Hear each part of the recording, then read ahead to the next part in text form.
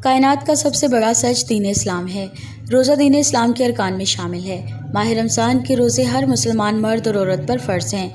लिहाजा इस माह मुबारक में रोज़े के दौरान प्यास के मसले और आम होने वाली जिस्मानी कमज़ोरी के मद्देनज़र इस वीडियो में आपके लिए बहुत से आसान घरेलू टोटके, मशरूबात और कहवाजात के साथ साथ मुतवाज़न ग़िज़ा के डाइट प्लान बताए गए हैं।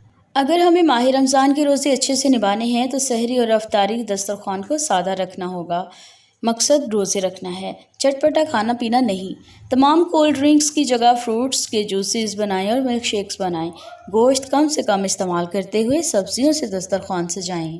सहरी में सालन के साथ दही का इस्तेमाल करें और शक्कर मिली दही की लस्सी पिएं। खाना बनाते हुए गरम मसाला जात को बराए नाम इस्तेमाल करें। खुश्क गरम और गरम खुश्क ग़िज़ाओं से परहेज़ करें।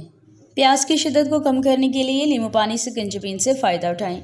मीठे के बगैर सहरी या अफ्तारी का मज़ा नहीं आता। मीठे में गाजर, कद्दू, पेठे का हलवा, दूध सवैयाँ, मीठे दूध, चावल, साबूदाना की खीर बनाई जा सकती है। इनमें से कोई भी स्वीट डिश ना सिर्फ आपकी प्यास को कम करेगी बल्कि आम कमज़ोरी भी दूर होगी। हाई ब्लड प्रेशर वाले अफराद रोज़ा रखते या खोलते हुए अंडे की सफ़ेदी इस्तेमाल कर सकते हैं, जबकि बीपी लो वाले अफराद मुकम्मल अंडा दूध के साथ खाएँ। कब्ज़ की सूरत में इफ्तारी में गुलकंद खाएं ताकि पेट साफ़ हो। फल में पपीता, खरबूजा लाजमी खाएं। तली खट्टी बादी ग़िज़ाओं से परहेज़ रखते हुए नीम गर्म दूध में छिलका इस्बगोल मिलाकर पीने से कब्ज़ भी दूर होगी और रोज़े की हालत में थकान भी नहीं होगी। माह रमज़ान में लगातार गोश्त मत बनाएं। सब्जियों के सालन से सहरी का दस्तरख़्वान सजाएं। अक्सर ही इफ्तारी के बाद सीने पर जलन होने लगती है, तो फ्रूट चाट, दही बल्ले बनाते हुए चाट मसाला और खाना बनाते हुए गरम मसाला कम से कम डालें।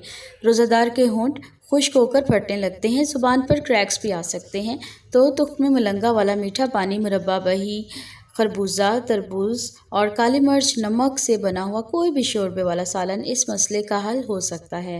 रोज़ेदार को प्यास बहुत लगती है तो सहरी में छोटी इलायची, सौंफ और पुदीने का कहवा पिएं। अफ्तारी में शरबत इलायची और शरबत बादाम पिएं। बेकरी आइटम्स को रमज़ान मुबारक में कम से कम इस्तेमाल करें क्योंकि ये मैदा में जाकर मज़ीद फूलती हैं और जिस्म का पानी खुश्क करती हैं। ऐसे लोग जिनको खांसी बार बार छिड़ती है, गला खुश्क होता है, प्यास लगती है, तो क्या वो रोज़ा छोड़ देंगे? नहीं, अब वो अपना इलाज भी करेंगे। सौंफ, मुलट्ठी, बनफशा, छोटी इलायची और गुलाब की पत्तियों का कहवा बनाकर सहरी या अफ्तारी में 1 कप पिएंगे। इस तरह रोज़े भी अच्छे गुजरेंगे और खांसी भी हमेशा के लिए ख़त्म हो जाएगी। यकीनन अब आप ये सोच रहे होंगे कि फीके पकवान खा के रोज़े में क्या मज़ा आएगा। तो पकोड़े, समोसे, चिप्स वगैरह तली हुई चीज़ें तो हमारे दस्तरख़्वान का हिस्सा बनेगी, लेकिन प्रॉब्लम यह है कि ऐसी चीज़ें लगातार खाने से सीने में जलन भी होती है।